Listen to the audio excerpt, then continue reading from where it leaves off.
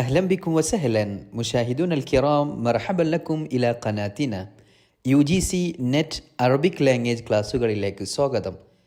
Third യൂണിറ്റാണ് നമ്മൾ ചർച്ച ചെയ്യുന്നത്.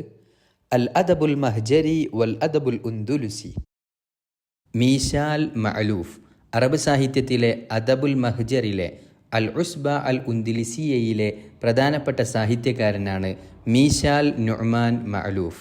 1889 ലബനാനിലെ സഹലയിലാണ് അദ്ദേഹം ജനിക്കുന്നത്. 1942 അദ്ദേഹത്തിൻ്റെ മരണം. കാത്തിബുൻ ഷാഇറുൻ ലുബനാനിയുൻ, ലബനാൻകാരനായ അദ്ദേഹം ഒരു കവിയാണ്, സാഹിത്യകാരൻ കൂടിയാണ്. അവ്വലു റഈസിൻ ലിൽ ഉസ്ബ അൽ ഉന്ദുലിസിയ, സാഹിത്യകാരന്മാരുടെ കൂട്ടായ്മയായ അൽ ഉസ്ബ അൽ ഉന്ദുലിസിയയിലെ പ്രഥമ പ്രസിഡന്റാണ് മീശാൽ മഅലൂഫ്.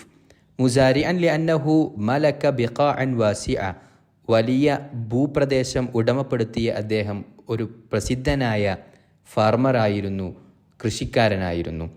അസ്ഹാബു ജരീദ അൽ അഹ്റാം, അൽ അഹ്റാം പത്രത്തിൻ്റെ ആളുകളിൽ ഒരുവനാണ് മീശാൽ മഅലൂഫ്.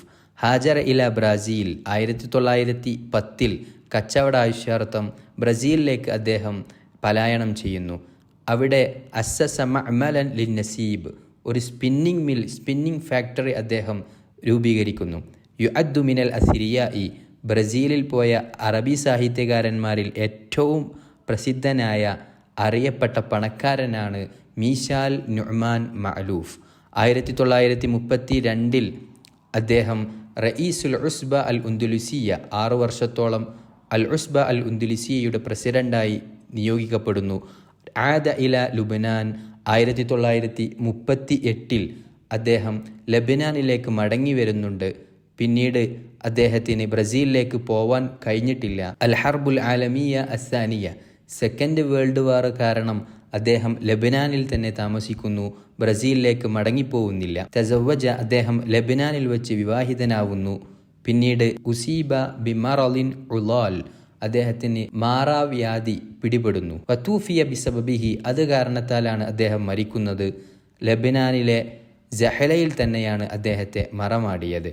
അദ്ദേഹത്തിൻ്റെ ഗ്രന്ഥങ്ങൾ ഫി ഹൈക്കലി ദിക്റ, അദ്ദേഹത്തിൻ്റെ ഖസീദയാണ്. സജീനുല്ലുലം, മസ്രഹിയ ഷിഅരിയ, ഒരു ഡ്രാമ കവിതയാണ്, പോയമാണ് സജീനുല്ലുലം എന്ന അദ്ദേഹത്തിൻ്റെ ഗ്രന്ഥം.